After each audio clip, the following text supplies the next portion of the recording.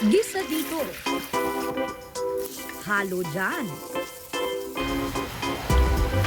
Sino bang di matatakam sa mga luto ng content creator at nanay ni mga batang reel star Miguel Tan Felix na si Mommy Grace Tan Felix? Kahit madaling araw ka kasi mag-scroll sa social media, wala kang ligtas sa instant cravings pag dumaan sa iyong FYP ang kanyang mouth-watering dishes. Pero parang di lang recipe ni Mommy Grace ang ginaya ng netizens, kundi pati ang kanyang linyang Okay na to.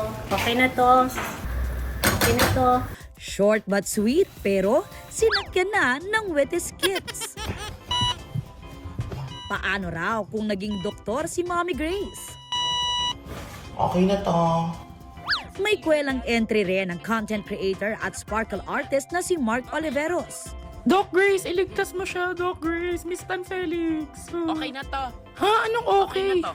Eh what if nag-breakdown daw si Mommy Grace? Mag-i-stop na raw sa pag-cry dahil Okay na to. hirit naman ang isa pang netizen. Paano kung working hard ka pero di pa sapat ang sahod? Okay na to.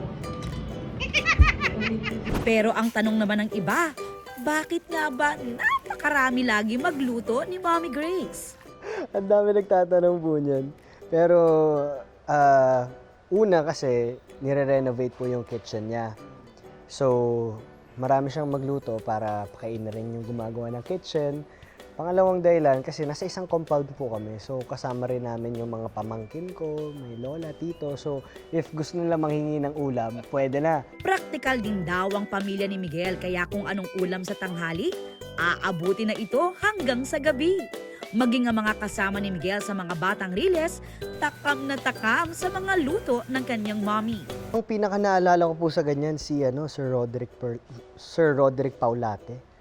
Pinapanood niya po talaga si Mami. Tapos sinasabi niya, dali mo naman dito sa set si Mami mo, dala ka naman ng pagkain, ganyan. Pero sa lahat ng luto ni Mommy Grace, ang favorite daw ni Miguel, Ako, pinaka-proud po ako na patikim sa lahat yung leche flan ni Mami kasi yun talaga yung favorite ko. Ayun talaga. Leche flan.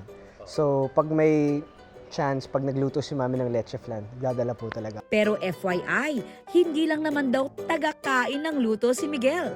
Nagiging assistant din daw siya ng kanyang Mommy Grace. Mahinhin naman maghalo nito. Ako nga ganito.